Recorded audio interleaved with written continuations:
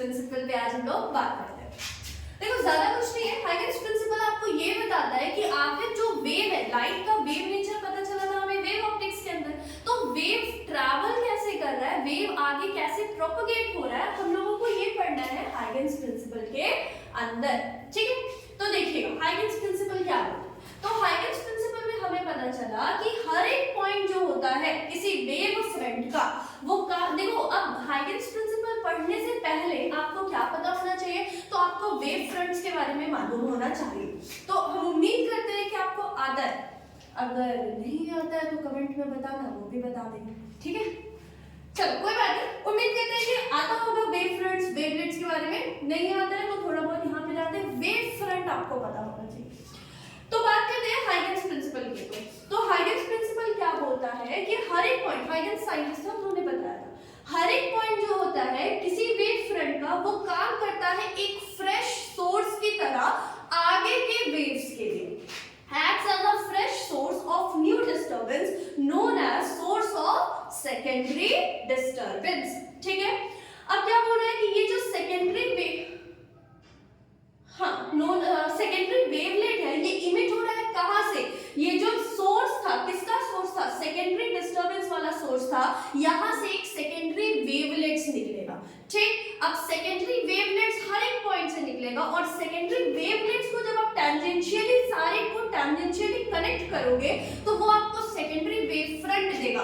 फिर उसी तरीके से आगे जाएगा। आप थोड़ा सा इसको समझते हैं। मान लीजिए कि यहाँ पर आपके पास एक सोर्स है, ठीक है, डिस्टरबेंस का सोर्स है। सबसे इजीली समझना है तुमको, तुम पानी से रिलेट कर लो। ऑल्दो यहाँ लाइट के बारे में बात किया, बस आप पानी से समझ लो। पानी में आप एक पत्थर मानो, जो आप पत्थर फेंके, जिस पॉइंट पे पत्थर हिट किया वो प्राइमरी सोर्स हो गया डिस्टरबेंस का। खैर यहाँ पे बात करें लाइट का, तो ये मान लेते हैं कि प्राइमरी सोर्स ऑफ डिस्टरबेंस है। यहाँ से क्या निकलेगा, तो यहाँ से एक वेव फ्रंट निकलेगा कुछ इस तरीके से कि ये इसको अपना लोकस मानेगा, सेंटर मानता हुआ निकलेगा। सेंटर है नहीं है, सेंटर बना देते हैं। ठीक, अब सुनिए, ये हमारा क्या था, ये हमारा प्राइमरी सोर्स बोलो या सोर्स बोलो, प्राइमरी सोर्स बोल देते। ठीक है,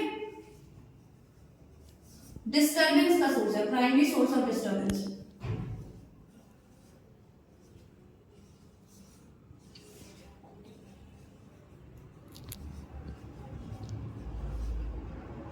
अब सुनिएगा, अब यहां से जो ये बना, ये क्या बना आपका, वेव फ्रंट बना।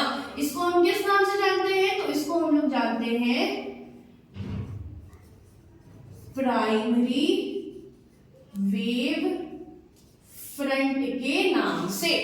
ठीक है, अब देखो ये जो प्राइमरी वेव फ्रंट है ना, इस प्राइमरी वेव फ्रंट के ऊपर कितना पॉइंट पॉसिबल है, इनफाइनाइट पॉइंट पॉसिबल है। लेकिन अभी हम ज्यादा नहीं बना रहे, समझने के लिए थोड़ा सा बना रहे। तो अब इस प्राइमरी वेव फ्रंट का जो हर एक पॉइंट होगा ना, पॉसिबल तो यहाँ पे इनफाइनाइट पॉइंट्स है, लेकिन अब उतना पॉइंट हम लोग बनाएंगे नहीं।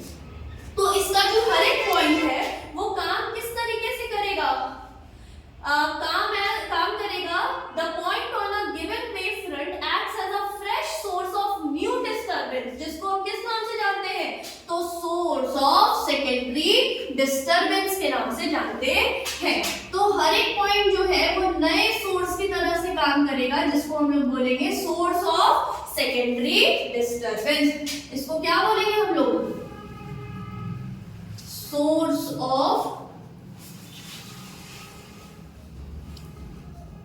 Secondary, source of secondary disturbance. अब ये जो सोर्स है, इस हर एक सोर्स से अब क्या निकलेगा, वेवलेट्स निकलेगा, और ये किस स्पीड से ट्रैवल करेगा, उस मीडियम में, जिस मीडियम में ये क्रिएट हो रहा है, उस मीडियम में जो लाइट की स्पीड होगी उस स्पीड से ट्रैवल करेगा। देखो यहाँ लिखा है, the secondary wavelets emit from secondary source and travel in all directions with the speed of light in the medium. जिस मीडियम का बात कर रहे हैं, उस मीडियम में लाइट की जो स्पीड होगी उसी स्पीड से ट्रैवल करेगा। तो छोटा छोटा सा वेवलेट्स बनाइए। आप ऐसा समझ सकते हो, वेव का बच्चा वेवलेट,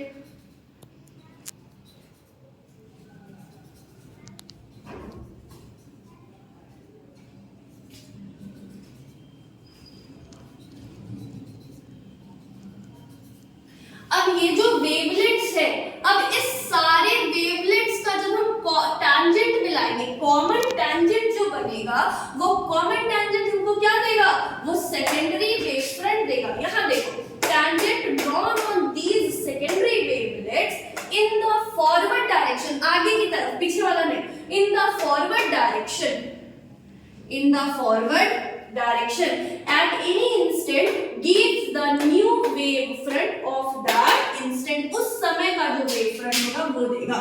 तो अब सारे को कॉमन टैंजेंट को जोड़ते जाओ।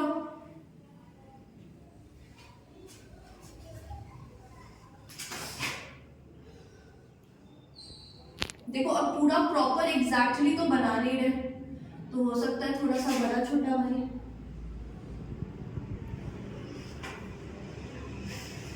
कॉमन टैंजेंट मिलाते जाओ।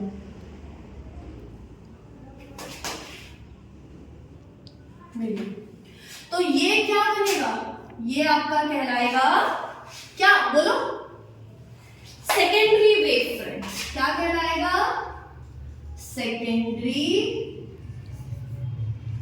Wave front.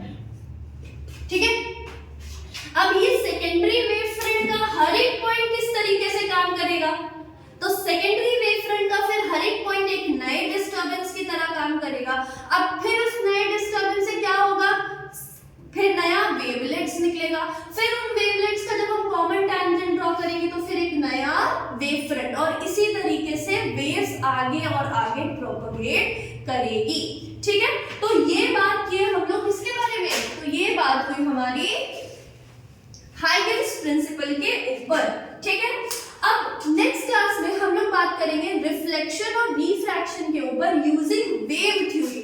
वेव थ्योरी की मदद से रिफ्लेक्शन और रिफ्रैक्शन कैसे होता है, 5 नंबर में बार बार पूछता, काफी बार पूछता है ये डेरिवेशन।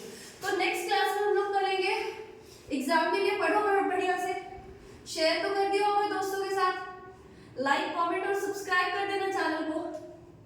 ठीक है, चलो ठीक है, तो अगर समझ में आया तो अच्छी बात है, कमेंट करके बताइए, बहुत अच्छा लगता है आप लोगों को कमेंट्स देख करके, और खुद भी मोटिवेटेड फील करते हैं, खुद और मन करता है आप लोगों के लिए और वीडियोस बनाए ताकि आप लोगों को और हेल्प मिले। ठीक है, तो नेक्स्ट वीडियो में मिलते हैं रिफ्लेक्शन और रिफ्रैक्शन के साथ। बाय।